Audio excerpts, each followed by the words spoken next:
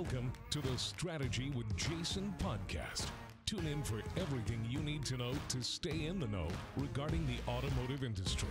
Here's your host, Jason Harris.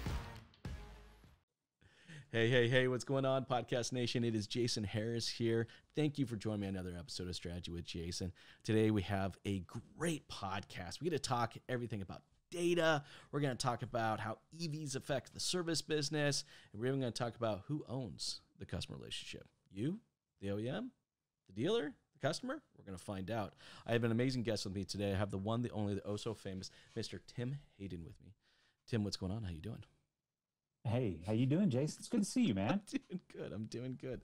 I'm glad we're able to do this. I apologize. I know we had rescheduled several times, and that was totally on me. But I'm excited. You know what? It's Friday. All right. It's right at the end of the day, and this is like the best way to kind of finish off my week. It's like we're just missing the beer. We're just missing a beer right now. Yeah. I'm not saying there ain't no. I'm Hey, Tim, for everybody out there watching, listening, I love kicking off these podcasts with an origin story because actually, I got to be honest with you, I'm always personally fascinated to find out how people got started in the automotive business. So what is the origin story of how you got started in the automotive business? So, for 25 years, I've been in the marketing and the customer experience world. From owning an interactive agency that built websites for companies that were making silicon wafers and microchips, to later on doing experiential marketing, activating sponsorships for companies like AMD and Dell around everything from Formula One to the Indy 500 to ACL Fest, Lollapalooza, things like that. That's even being fun. on tour with Justin Timberlake. We could have another podcast just about that. But, it was when I was doing the experiential stuff, I got into the mobile technology world. I started realizing that would be the glue to really tie what happens offline with what happens online. And that was around 2008, 2009.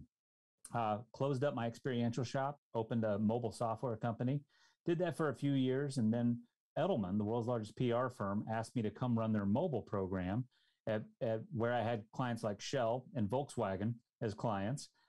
That doesn't really take me into the automotive world yet, but doing mobile strategies, SMS, helping them with understanding that things like billboards and cocktail napkins were mobile media too, because the phone was always right there with the human, with the customer. So we could, if we wax on marketing, we can talk about that. But the short of it is that after I did that, I wrote a book, The Mobile Commerce Revolution, and then moved to California and got into media intelligence with a company called Signal Labs.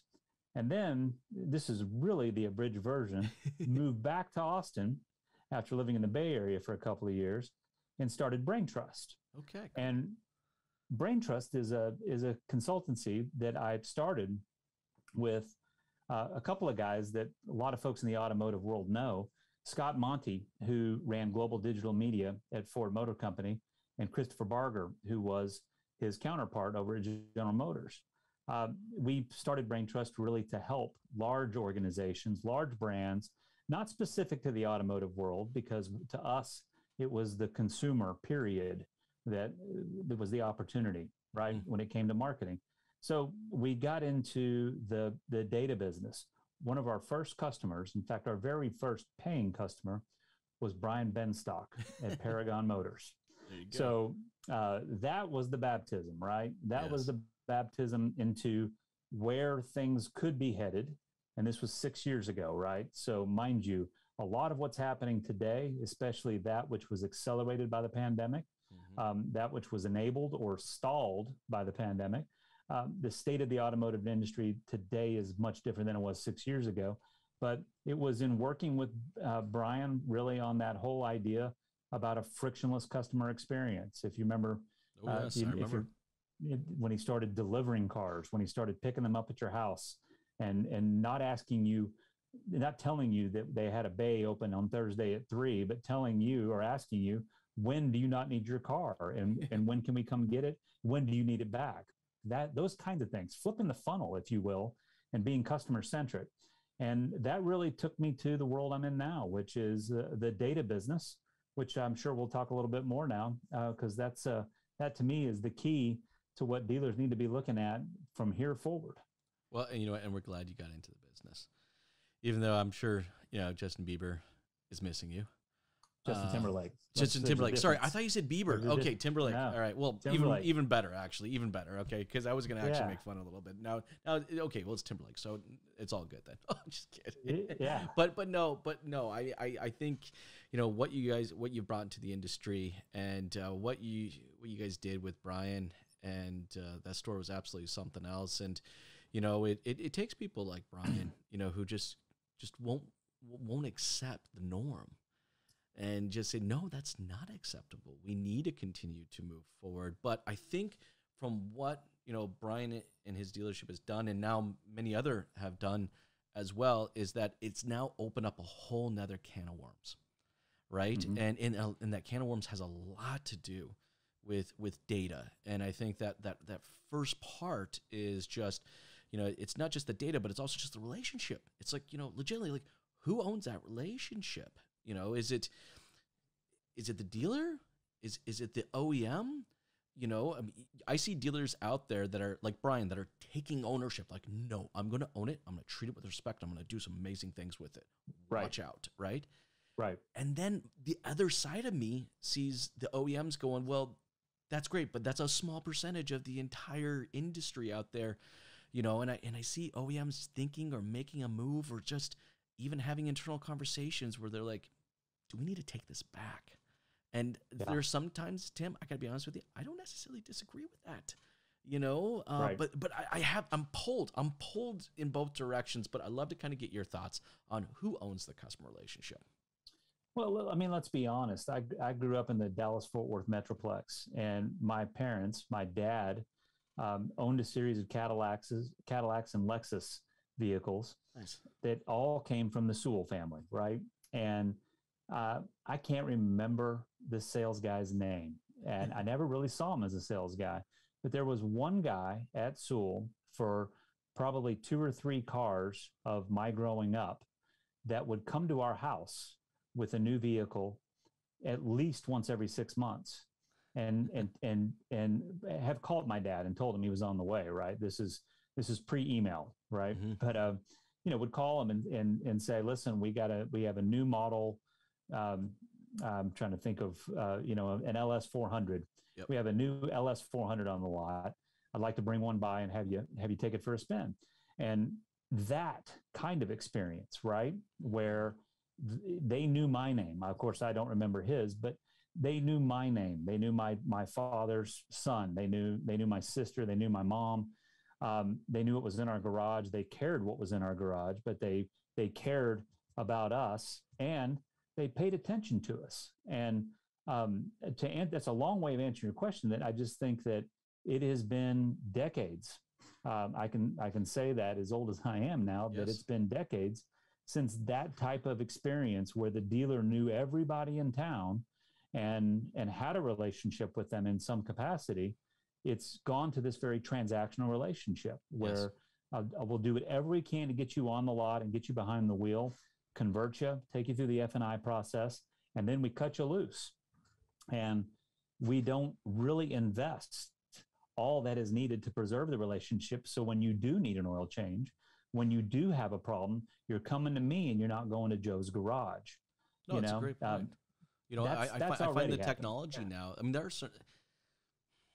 I think about the processes. I think of just the entire story that you just told me, right? And I'm just trying to think of and I can actually see the process that would have to go in place for that person to be able to, at that point in time, with the tech that's available, his Rolodex, of just being able to remember, to maintain, to engage, and to maintain the relationship, to engage on a regular basis, that the relationship does feel warm, that it doesn't just feel like it's a transaction relationship. Like I'm just trying to sell you something else. It's so, there's so many processes that go into that place, into what you just talked about. There's so many, and I feel like we looked at technology now, and it's almost kind of like we've expected the technology to kind of replace, or the creativity that goes around creating those processes, which I know is not the case, and I know Brian doesn't believe that either. It's like you define the process, then you work backwards towards the technology to help support the process.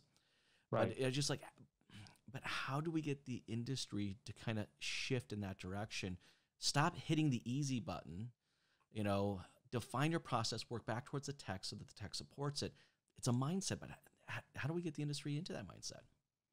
Well, and let's not beat up the automotive industry. It certainly deserves it, but it's every industry out there well, that's a good has relegated itself to judging the performance of the business on the performance of media, clicks, open rates, shares, comments. Did they call us or not?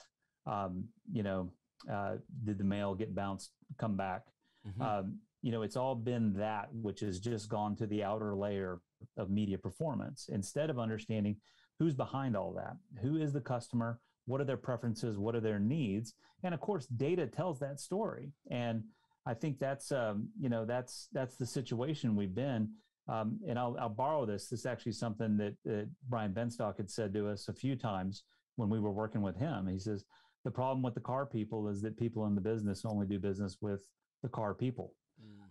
They don't look outside the industry. They don't look outside to see what other brands, what other verticals and industries are doing to improve the customer experience and customer relationship. So, here we are now, and about 70% of the cars that are on the road, whether they're electric or not, are connected to the internet. Yeah. Which means that the state of operations, the state of repair, and the state of use of that vehicle is on record with an OEM, at least, not with a dealer. And that therefore, this is it's the same thing in the healthcare industry, right? Is doctors now wanting to say, there are new startups now that are allowing things like Fitbit, Garmin, Nike wearables. How do you have those and you opt in so when you go to the doctor, they can see how much you've been moving, right? And all of that, because Nike has slowly moved into the space, right? But it's a great point, actually. I mean, look, there's so much integration of data at this point, and so much more to do. There's so much more to do, right? And it's like, I don't know, maybe I'm getting tacky or something like that, and maybe it's because I was watching Spider-Man the other night with my kids or something. But I'm thinking like, with great power comes great responsibility, and I just don't think dealerships realize how much power they have in the data that is available to them. And then once we start looking at how the data gets integrated together, man, that power, the power of that data just exponentially increases, but then the responsibility of the data exponentially increases. So right. Let's talk a little bit about data integration. There's so many different directions we can go, but when I say data integration, what's kind of your first thought? Well, it's the whole idea behind an API connection, right? Mm-hmm. Is how do I connect two systems that were marketed differently, maybe came from two different vendors? How do I get them to talk to each other? Well, that's the problem with the databases that are behind all of these systems, is that for the most part, those databases were never meant to be integrated and to talk to each other. And we're at a point right now, thanks to the cloud and thanks to the great progression in understanding how to go through standardization of API connections, that we can build a data lake. We can build a data platform, or there are plenty on the market right now that are called customer data platforms, or CDPs, that already have all the API connections ready to go. Yes. So to me, systems integration is not just using Zapier to connect like a Marketo to a Salesforce, or to, in the case of a car dealer, their DMS. It's not just that. It is taking 100% of the data that exists in the organization and putting it in one place to let robots do what they do well, which is to apply machine learning and understand data in the data in a way that you never have been able to before. You know what? It just creates so many opportunities. And I think they're amazing opportunities as long as we keep the customer at the center of what we're doing and why we're doing it.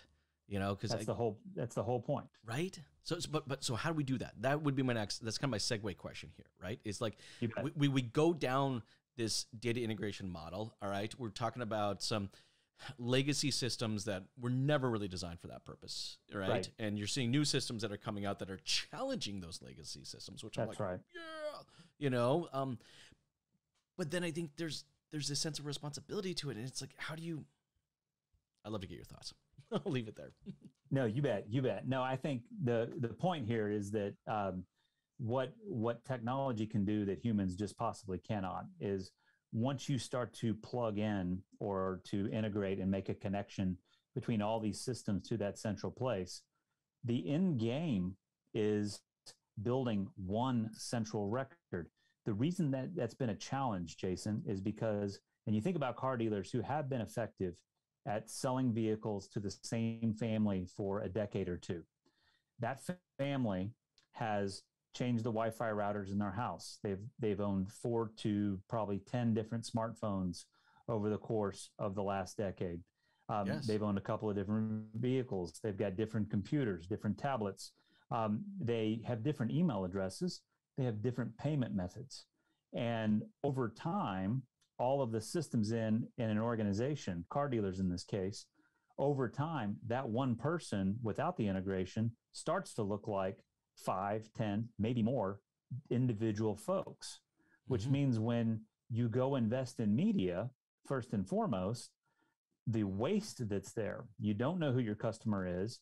You don't know what your lookalike audience really is. If you don't understand who's already bought from you, then you have no idea who you need to be marketing to. You only have the hunch. You have what somebody gave you from a third-party report.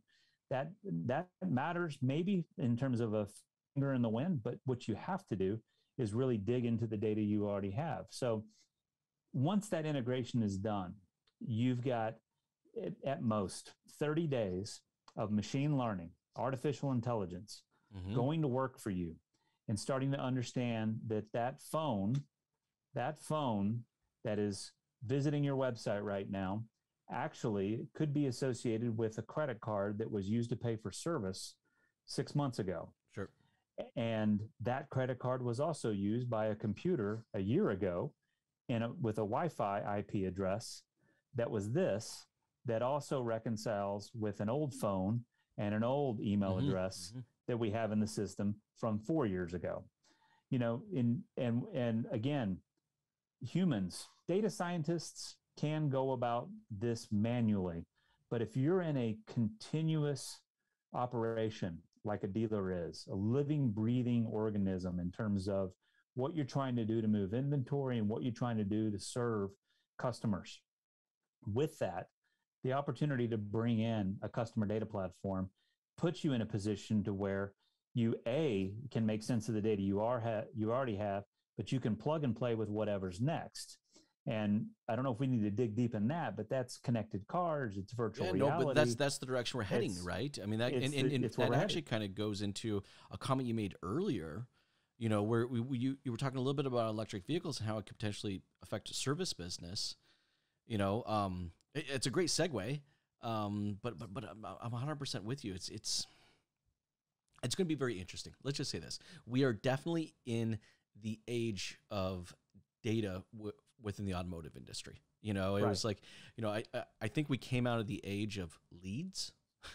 Like, I swear for like 10 years straight, that's all we could ever talk about was, you know, get leads and how to get more leads and what do you need to say to get leads, and here's a widget that can create leads, and here's another company that's generating leads. And it's like, and I feel like we've kind of left that space, hopefully completely, utterly. But now I feel like we're in it, maybe more towards the beginning portion of it, you know, but I really feel like this next decade is going to be the decade of just data, and dealerships are going to work and partner with some amazing vendors. All right. And I'm going to call them partners. I don't want to call them vendors really at this point. Right. But it's just, how do you use that data? How do you capitalize that data? How do you respect that data? How do you keep the customer at the center of all your data processes and technology and services and solutions? That's right. And then the vehicle just now brings in more layers of data that go along with it. And especially EV vehicles do that in a very big way. You made the comment earlier, so I want to kind of explore it. How do you feel like EVs are going to affect our service business?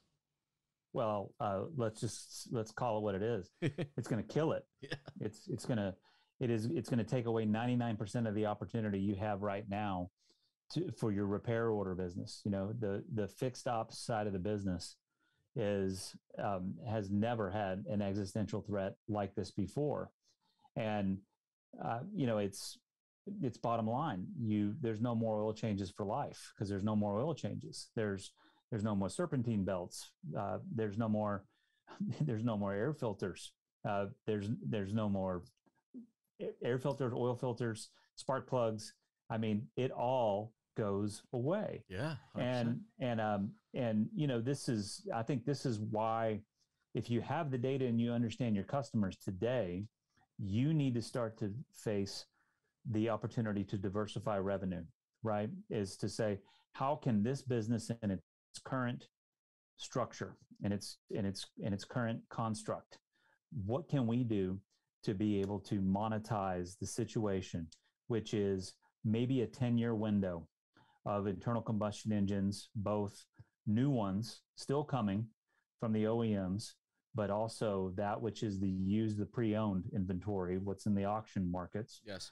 What can we do to monetize that going forward, and somehow convert that into something that I don't think the OEMs are going to make a real easy dealer-friendly thing to do, which is to continue to service the EV. I mean, let's be honest. Most EVs are going to be in a situation when, like a lot of cars are today, even internal combustion cars are, when they pull in the home garage, they've got Wi-Fi connected, and they can update firmware. Yes. They can bounce it off of a database or the system somewhere else, usually not Detroit, but the intelligence is being collected by someone 100% in a manufacturing location or a product location, and they're starting to see how everybody's been using the product that looks like yours, and they're starting to message back to the dealers, maybe,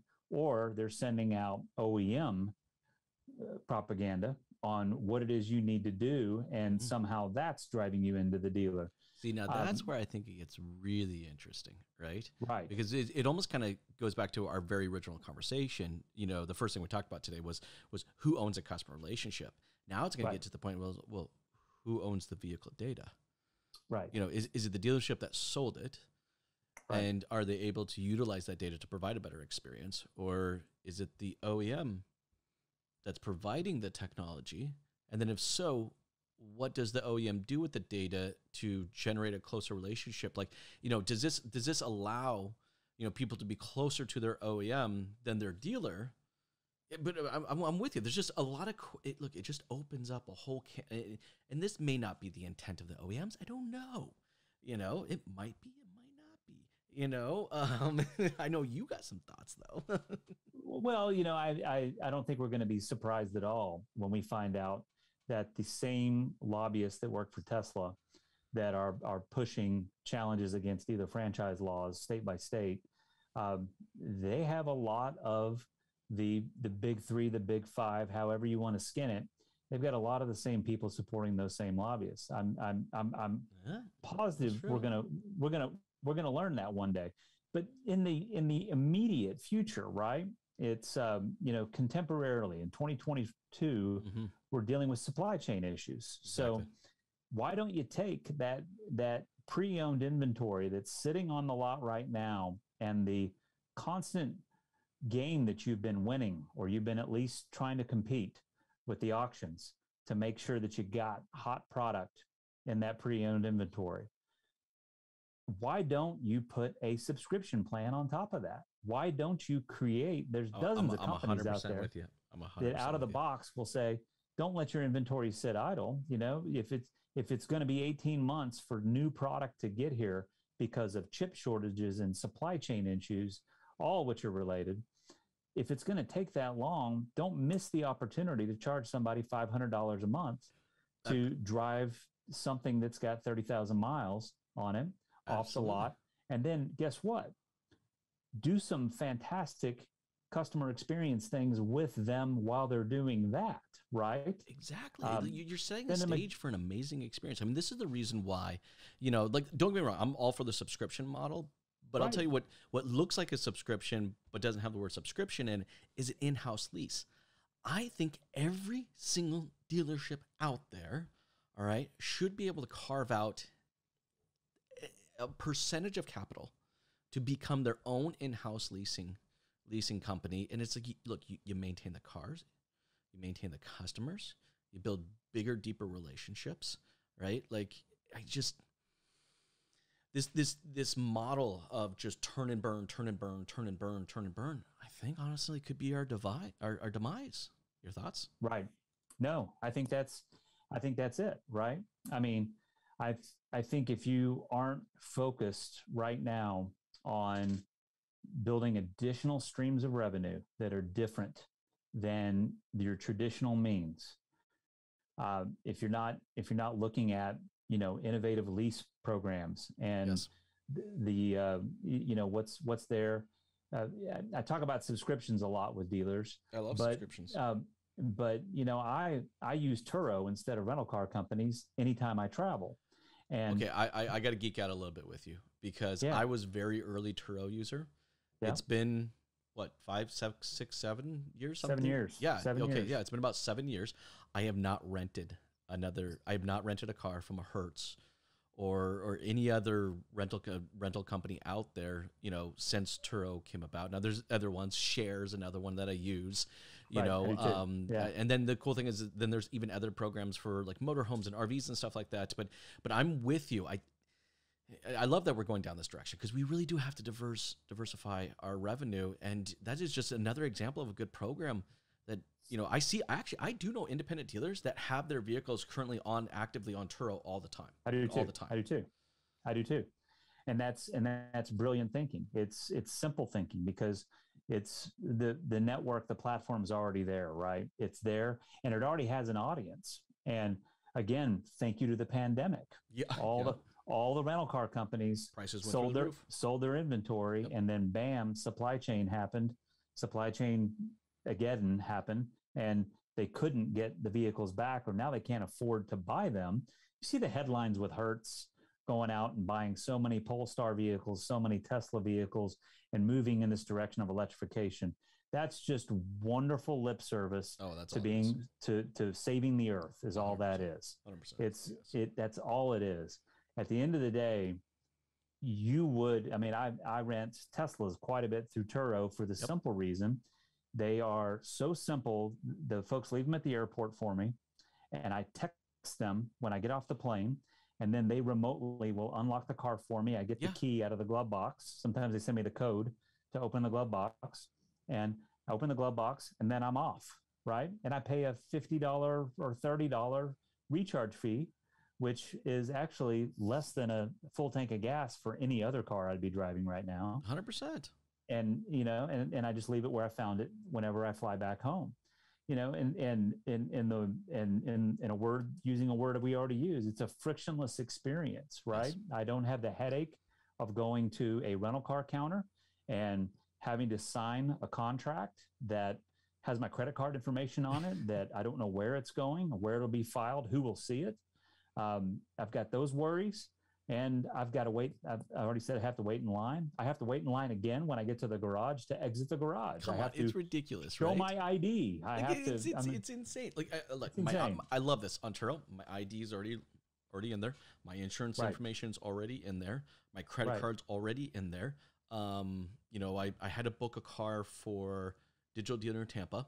Done. Right. I had to book a car, just at NADA. I was like, I was going through it. I'm like, oh, someone had this like the new S class, like the new model, right? I'm like, oh, I haven't driven one of those yet.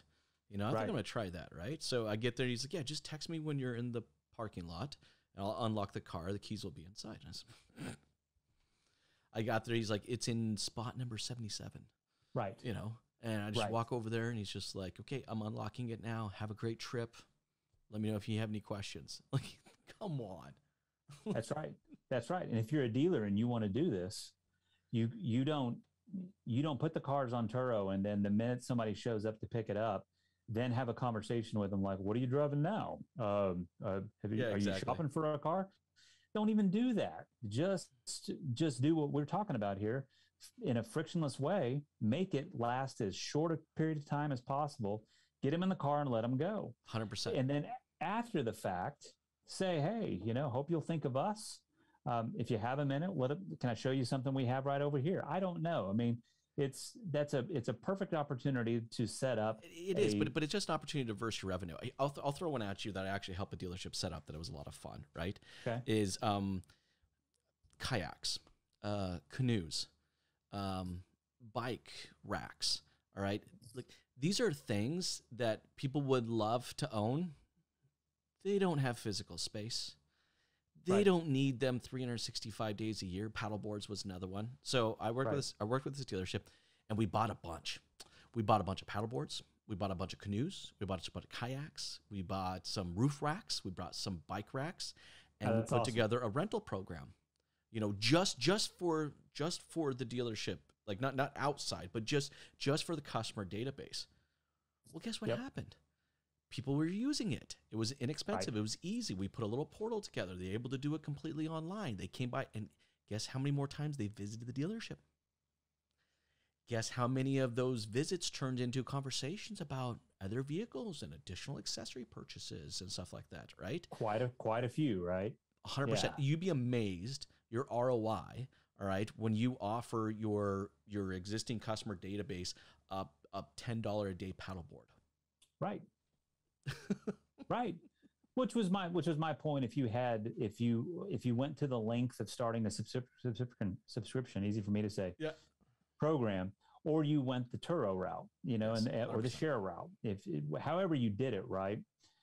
That right there. How about it comes with a $25 Starbucks card? There you go. And that way it's not just $5, but it's I'm going to buy a cup of coffee all next week, right? Yeah. On you while I'm driving your car, which may have some branding in it, may have something else in it, but I'm going to be reminded guarantee that this is your vehicle, right? So, these are easy things. I love the whole example you just gave, because that's one of the things that is totally on the peripheral, right? It doesn't have anything to do with cars directly. No. It has everything to do with the customer. Yep. It has everything to do with an audience that you want to have on the lot or that you want to have on your website. It's that simple. So what can you do to diversify that experience and diversify how you monetize that with folks, meanwhile building a relationship with them? So exactly, that was the key. The right? New and exciting thing, right? 100%. Right. I mean, look, I'm not telling dealerships they're going to go get rich off of renting out $10 a day paddle boards, okay? Not at all. But you have your existing customer who's driving a 3-year-old minivan who comes in to grab a couple of these, and you're like, so where are you guys going? Oh, you're going to that lake. Oh, you know what? That's a great one. You guys should, like, you're actually able to connect, have a little bit of a relationship, and, go, hey, you got low mileage on that thing. I got a few people who'd love to buy it if you ever want to have that conversation, but this is say diverse in the revenue doesn't necessarily mean we're just creating a larger revenue stream to replace vehicles. Right. But it's an opportunity not only to increase revenue, but also to hack the opportunity to connect with customers on a regular basis. But you know what though? Everything we've talked about today, and I know we're getting towards the tail end of our time, but everything we talked about today requires a mindset. That's what it comes down to. It requires a mindset, right? The mindset of having the customer, at the center of everything you do is one. Right. All right. 2, you need to embrace data. You can't be afraid of it, right? You can't just go well, I hope it kind of no, it's here to stay. All right. And embrace it and start having real conversations, with your team and ownership of what can we do with it?